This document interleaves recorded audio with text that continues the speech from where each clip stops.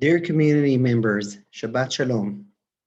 We are now in Erev Rosh Chodesh Av, the month in which, starting with the 9 days, our temple, our Beis HaMikdash, was destroyed and we all went to exile.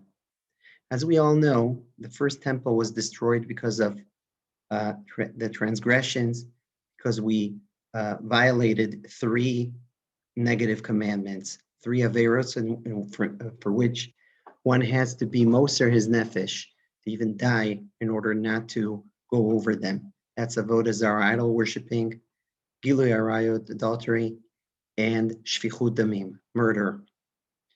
In this week's parshiot, Matot and Masei, so in Parashat Matot, we read about the war against Midian that was really done because of gilui arayot, because of znut, because we unfortunately fell in the trap that Bilam gave us, and there was znut. Then we read about Moshe Rabbeinu warning us from going to Israel and maintaining there the avodah zarah. And then at the end of the parsha, we read about murder and about Ari Miklat, and we read that haaretz velo tachnifu laaretz, that you can't actually flatter the land. You must be straight, you must be honest with the land, and to do kapara and judge anyone who murders. This is a special land. It's a spiritual land. It's the land of the covenant between us and Hashem. Therefore, it's not just a regular land where we can just live there. We should understand that this land is special. It's the covenantal land, and we must maintain our spiritual heights and definitely not fall into the things that even someone has to give his life for and not transgress.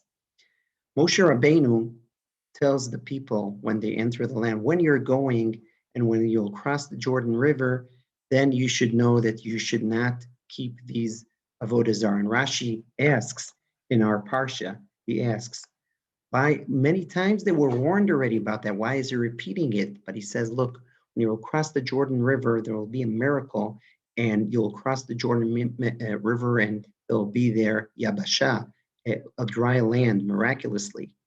And you should have the kavana that we're going and we're going to be different. We won't be influenced by the people around us and we won't worship idols. But if you think differently, then the water will come back and flush you. And the same thing, says Rashi, is repeated by Yoshua while they're crossing the Jordan River. We see that this is a land of kavana. It's a special land. You should have the intention, and you should understand that you must keep at least the minimum and even more. Not just that the nation will live here physically. That's the first step. But if we don't bring our special values and our special content and our special mission of bringing Hashem into this world via the land of Israel, via forming a nation that lives to these heights, then there's no purpose in us here.